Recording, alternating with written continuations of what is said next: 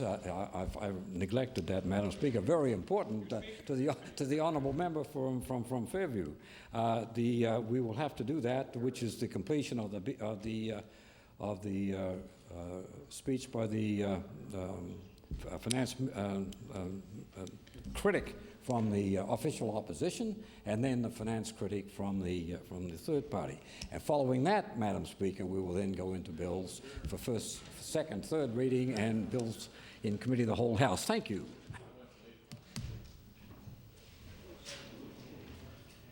We will adjourn for today, and we've reached the moment of interruption.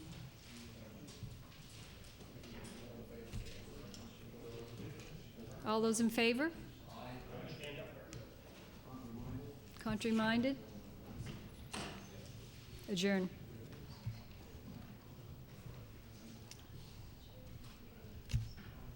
I'm here.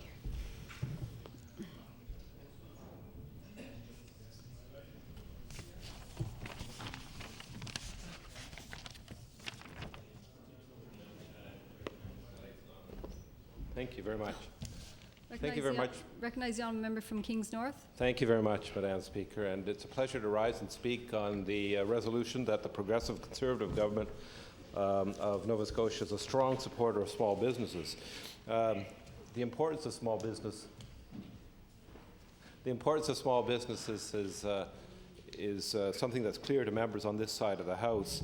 They're key economic generators. They're the backbone of most of the communities. I know they're the backbone of my community in Kings North, the small businesses. They employ many Nova Scotians, Mr. Speaker, and they tend to generate new ideas. I find that small businesses can oftentimes move into areas and find new ways of doing things or new ideas that larger businesses wouldn't be able to move into as quickly.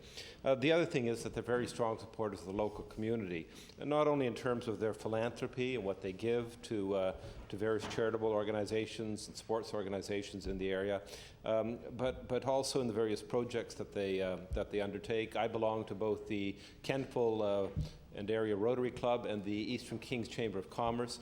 Both of them have been key supporters of various philanthropic activities in the area, and also been strong advocates for the area. The Eastern Kings Chamber of Commerce in particular, Mr. Speaker, has been a key advocacy group in raising the issue of twinning the 101 and bringing the issue time and time again before both the provincial and the federal governments of the importance of twinning this for the economic well-being and for the safety of the residents in the area. So the importance of small businesses can't be overstated, I don't think. And our government has recognized that, Madam Speaker, and we've done much to support small businesses. Since taking office in 1999, I don't want to gloss over too quickly the work that the Department of Economic Development does, because we have an excellent team there.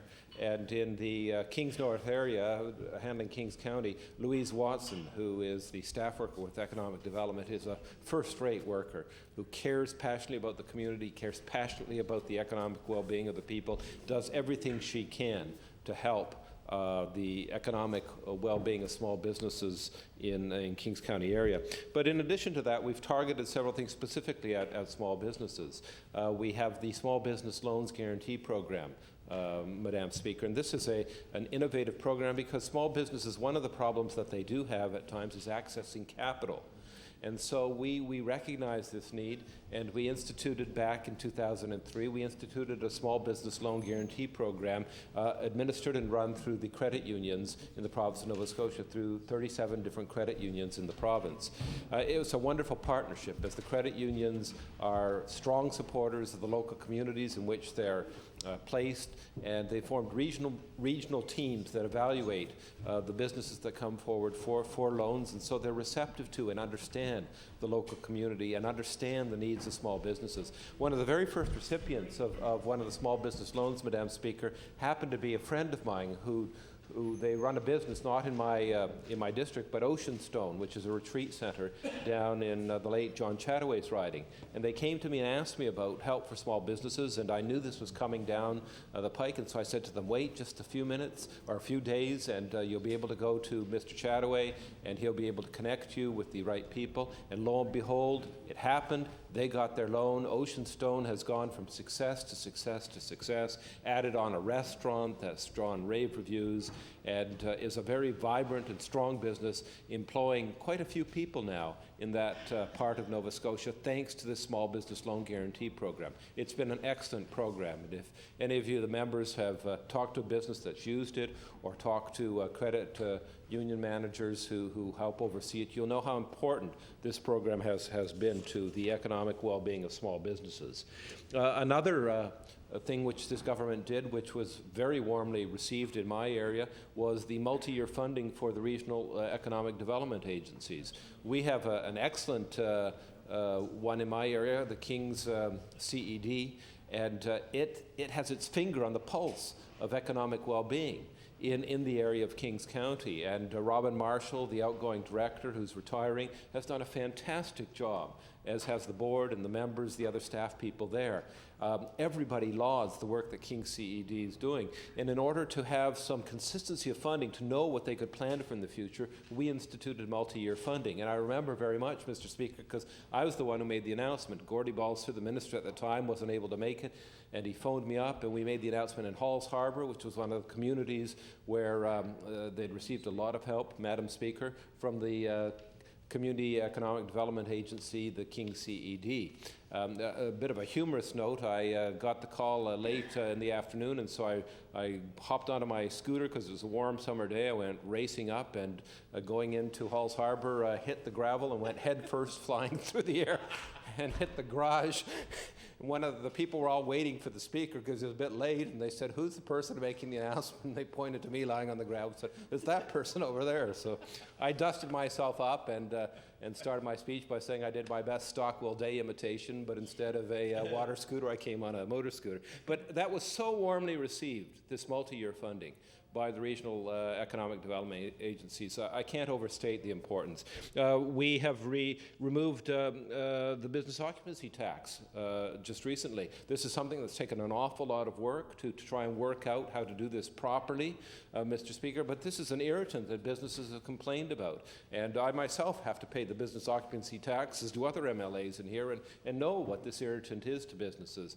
And it's taken an awful lot of work by the Minister, Minister Barry Barnett, and his department to work this through to the satisfaction of the municipalities and small businesses, but this is something that small businesses are very happy to see go, a tax levied in addition to the commercial property tax. We've announced in this budget the small business loan threshold will increase to $350,000 from $300,000, and then next year to $400,000. Mr. Speaker, what that means is that a small business will have to do $350,000 in business before tax is collected. This is a real boon to businesses, something they've been asking for. It's something that will help small businesses, and something that I know is being very warmly received by small businesses. And plans are underway to spend new money on trade missions for small and medium businesses to help them. Our trade missions have been very effective, Madam Speaker, many of them featuring small business, but we're going to focus even more on small businesses and helping them get those export opportunities that are so critical for many small businesses, particularly in the fields of agriculture or fisheries that are important in my riding and in other ridings around here. Now, I don't want you to take just my word that we've done a lot for small businesses, because we all know this is a sort of partisan field, and you'll say, oh, well, Mark Parent, of course, is going to say that the government has done good for small businesses. I checked on the Canadian Federation of Independent Business website, and their latest business barometer shows that business confidence in Nova Scotia is at 111.4%, and it's higher than in the rest of Canada. And they state that their expectations have risen, they expect to employ more people, and that the CFIB feels very strongly that things are going in the right direction in Nova Scotia. So this isn't just me saying so, this is the organization that represents independent businesses. And we're obviously doing something right, Madam Speaker, because in 1993, when we came to power, when the Liberals came to power, there were 343,000 Nova Scotians working. Now there's 450,000 Nova Scotians working, at the same time as the population has remained stable. Good government. So clearly, Madam Speaker, we have good government on this side that supports, that understands small businesses, that recognizes how important they are, both for their economic activity that they generate, but also how important they are for the community itself in terms of their volunteer, in terms of the support they give for various community projects. I also want to mention that we've provided money for the Cape Breton and Nova Scotia Railway to remain operational. This will help small businesses in Cape Breton who want to ship their products. So there are many different ways. I could go on and on, Madam Speaker, about the ways in which we've featured small business. I know that there's more to be done. There's always more to be done. But we've done so much over the past 6 years to help small businesses. And I'm very proud to be part of a government that has done this work for small businesses and will pledge and continue to work to help small businesses as they grow in the future as well. Thank you very much. The honourable member from Halifax-Shabaka. Thank you, Madam Speaker. I was interested to hear that the honourable member has recently had a small accident in which he bumped his noggin. I wish him good health and a speedy recovery. On the other hand, the resolution that we've been presented is at least some small indication that he has a ways to go in terms of his full recovery. Now, isn't this just a disgraceful resolution that we have in front of us? Isn't it especially disgraceful from this member who apparently believes that he is ready to serve in the Parliament of Canada as a member of Parliament? How can a person consider that this is an appropriate step for them to take if they don't have a firm grasp of basic economic facts? Now, I want the honourable member to think about some things I'm about to say very carefully. Let me list some names of enterprises for him and see if he recognizes them and see if he can place them in a context. Frito-Lay, Michelin, Sterling, Acadia University, the ACA Co-op, Larson's, Maple Leaf Poultry, the King's Rehabilitation Centre, the Valley Regional Hospital, and the King's School Board. Now, in case the honourable member is having any difficulty placing any of these entities, let me tell him and my fellow members of this chamber what I have just listed. What I have just listed are the names of the top 10 employers in the constituency he represents. They're all big employers. They're not small business. They're all big employers.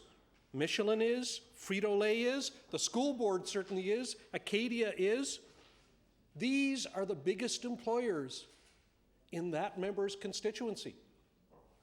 And yet, here we have a resolution that comes forward from that member in which he tries to tell us that we should recognize that his government is a strong supporter of small business. But you know what? One of those biggest employers on that list, Michelin, is a company that was attracted to this province under an economic theory that still prevails with that member's government. And that theory is not to encourage small business. That theory is to do what is known in the undertaking of economic development as hunting the elephant.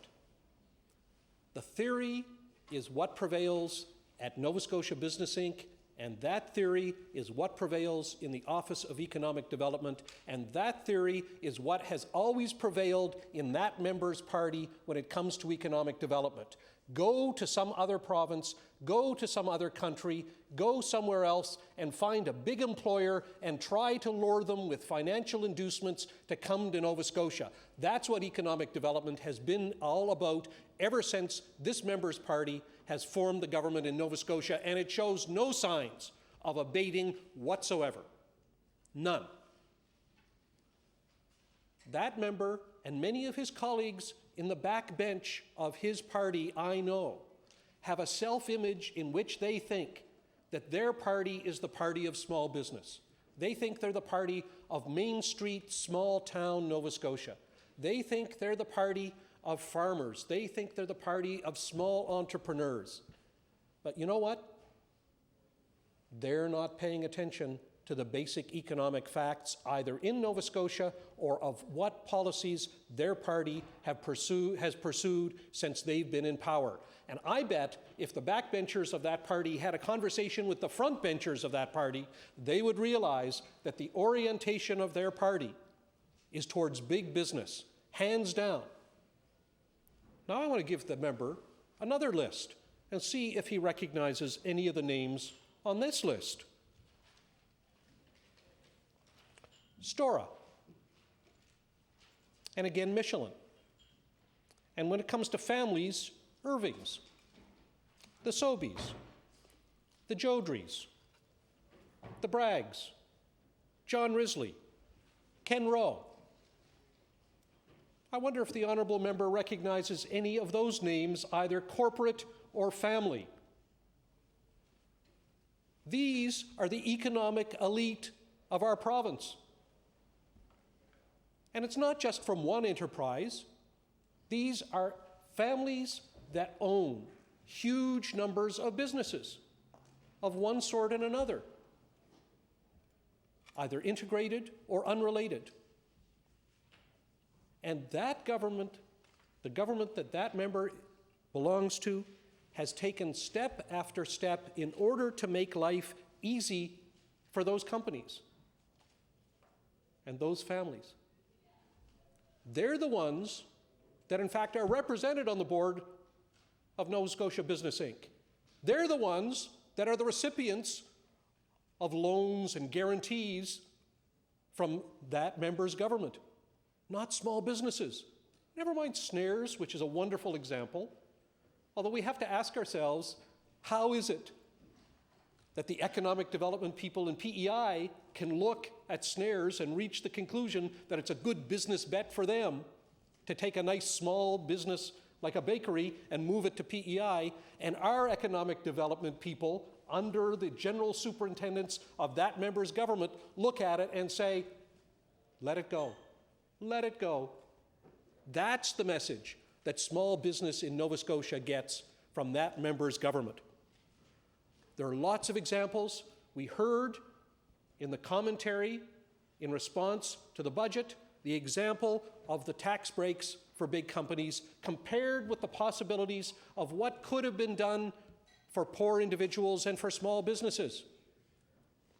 It's clear the direction in which this government is moving, and it isn't in the direction of supporting the small entrepreneur who's already in Nova Scotia, or the person who is here and working in Nova Scotia or wanting work in Nova Scotia. And this comes out not just in the tax arrangements in the budget that we're dealing with now, it comes out as well if you think about what went on and has been going on and has not happened with respect to the possibility of the regulation of gasoline prices. That's an area in which there is huge corporate concentration, in which the big companies dominate. That's an area in which we have been hearing from customers who are not doing well in the system, and from the small independent retailers and those who would like to be independent, that they're having a rough time. And what has happened? What has happened as a result of the government's interest in this topic? Nothing. Finally, when there was sticker shock last year, they were forced to set up a select committee, and that select committee, which included 3 members of that party, backbenchers, came and said there has to be retail divorcement or else price regulation. And the government refuses to move on any of that. They refuse to take a tangible step that could help the small customer, the average customer, that could help the small businesses that are the retail businesses. They're just not doing it.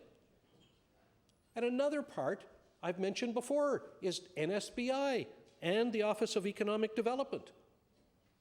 That entity as well is not pursuing an agenda for small businesses. It isn't taking small amounts of money and saying Where are the entrepreneurs that are already here in Nova Scotia? Can we help them out? What it's doing is it's out there so-called hunting the elephant, looking to bring, by inducements, big businesses to Nova Scotia. And the example that they've been relying on, of course, is call centers. And call centers come here only for the inducements. That is what's been going on.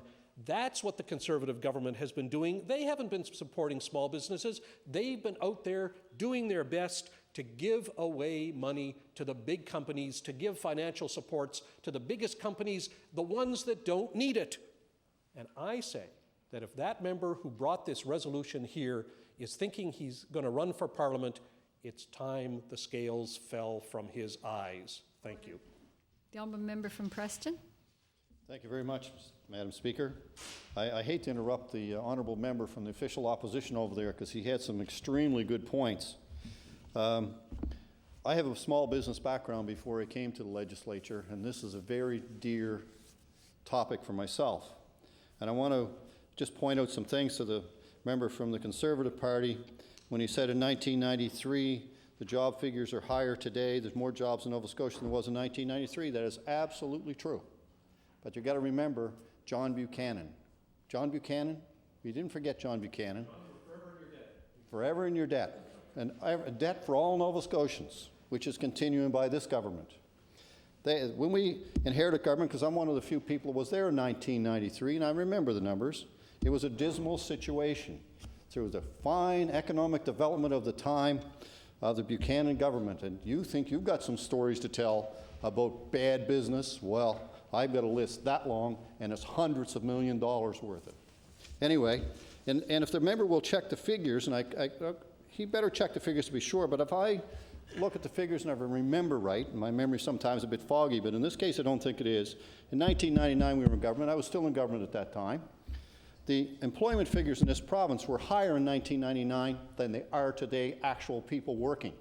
So the minute member gets up here and says they've got creative jobs, hopefully they have, but I sure don't believe it.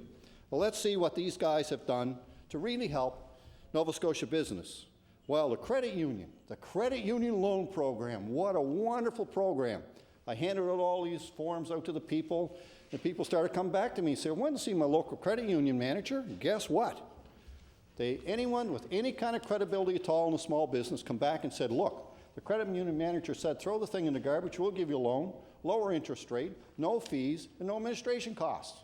It's a lot better program.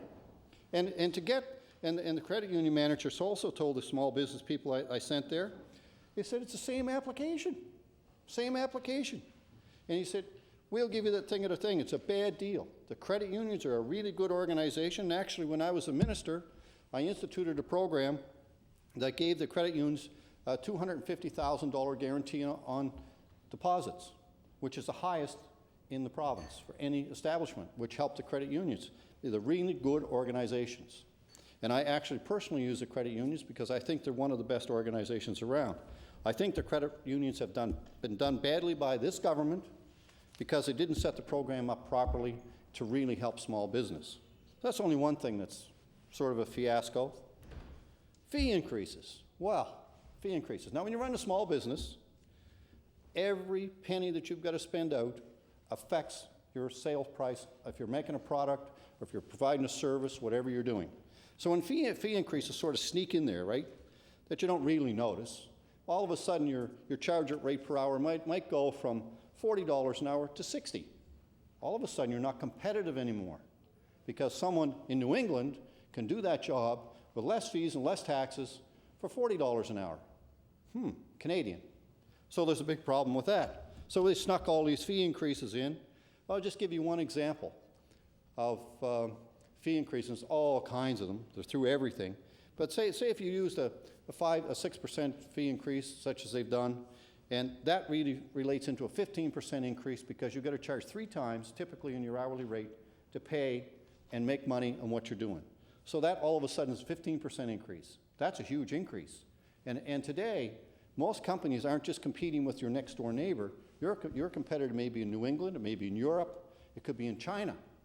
So you've got to make sure your costs are down, and you've got to make sure you deliver quality for that. Another thing, that this government has refused to do, and honorable opposition brought this forward the other day, and it's so true. I give you credit for doing that. Rural areas, high-speed internet. You cannot do business in this world today without the proper high-speed internet, private telephones, and other things that you really need to operate your business. Let's talk about education and training. There's so much here to talk about. We could talk about this for hours. Education and training. Well, I represent the largest black community in Canada. Now, there's a long history of the black community not getting proper education in this province. And that's a fact. It's documented. So why doesn't the government come across with a program, a trades training program for mature students? In other words, I've got some of the finest stonemasons that exist in the world in Preston. Some of the finest stonemasons in the world. Guess what? They can't get a union job because they don't have a piece of paper that says they're a journeyman.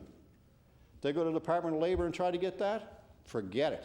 Well, did you go to this school? Did you do that? No, we didn't, because we couldn't go to school if you were 50 years old. We weren't allowed to go to school in Nova Scotia. We weren't allowed. And so now these people should be qualified. Instead of working 3 or 4 months in the summertime, which they do now for probably 14 or 15 bucks an hour if they can get to work, they could probably work 3/4 of the year in a union job, in the bricklayers union, and make $25 or $30 an hour and properly look after their family. So then they can get their family in university and do all the things a family should do. They can't do it because this government hasn't taken enough initiative, even though they get up time and time again and say they're doing this thing. I'll give you another one. The Minister of Natural Resources got up here last session of the legislature, and I challenged him on the Porters Lake Provincial Park being repaired. He got up and said, well, waiting for federal money. Now we get federal money. Be open this spring. It's spring. It's April. May's coming. Well, boys are still working on it. It looks like a wasteland down there that's not going to be opened unless there's a miracle this year, period. Now, that doesn't seem too bad because people go in the park, it's provincial, and they stay there and they pay the province the money, but it has a major impact on the local laundromat, the local grocery store, the local restaurant, and every other business that's there that depends on this little extra boost in the summertime to help pay all the extra taxes that are coming fees and other things that they put forward. So when you look at this thing, it looks on the surface you're doing a great job over there, but I can tell you, if you're a small business, you're not very happy with this government. And you look at all the other things that go on. Workers' compensation. Let's talk about workers' compensation. I brought up a scenario today. Well, as the rate of workers' compensation goes up, which the employers pay for, 100% paid by employers, not employees, not by government, although the government seems to want to meddle in the program a whole lot. Every time that rate goes up, it's a serious impact on employers. So right now, you've got a loaded rate, if you understand what a loaded rate is, of overhead with vacation pay, Canada pension, unemployment insurance, workers' comp, vacation and holidays. You're probably up around 20% on your overall cost. Now that means if you're at $2 on that today, you've got to charge out of $6 to make money. That's the standard in the industry you've got to do. So if you take that $2 per hour, I'm talking $2 per hour here now. If you take that $2 per hour and you add another 25 cents on that, you're actually adding 75 cents on a charge-out rate. So it puts the cost up to the consumer at no matter what you do on the costs. And there's been nothing this government has done to help reduce those rates and at the same time look after the injured workers. There's a lot of talk about this. The unfunded liability is going to go right straight through the roof on this whole thing by the time this is all done. It's going to be very, very serious for industry, and something has to be done. Number one, to get these claims processed as quickly as possible, to see exactly what the cost is going to be, and then learn how to put it back in order. And we'll go back a little bit. He talked about history. I wasn't going to do that, but I'm going to talk about it. Workers' compensation. Back in 1993, there was a crisis. $500 million of unfunded liability not on the books. Not on the books. Wasn't there. So when the Auditor General comes and says, why don't you put it in the books of the province? Where'd that come from? 500 million all of a sudden, bang, just like that showed up. So guess what? There was rumors, and I say rumors, of political interference. If you had a claim, you just called your local conservative member, you know, my back's hurting, I need workers' comp. He picked the phone up, put him on workers' comp, hang the phone up. There's rumors that that really did happen. And I've talked to some people that claimed that they did that. But anyway, those are just rumors. I wouldn't want to say that that actually transpired. And I would hope that that situation isn't reoccurring. I would hope. I'm not guaranteed that it isn't, but I would hope that's the case, because it really is an injustice for the people that need the assistance, and that when really get hurt on the job, that they have to do and have to get that income to look after themselves and their family. It's so important. Madam Speaker, I could go on for this for hours. I've got so much information on this and so much experience dealing with this. I'd really like to tie in the Buchanan years with all the problems we've had with all these things, the long-term debt, and I can tell you, it's scary. Thank you very much for your time.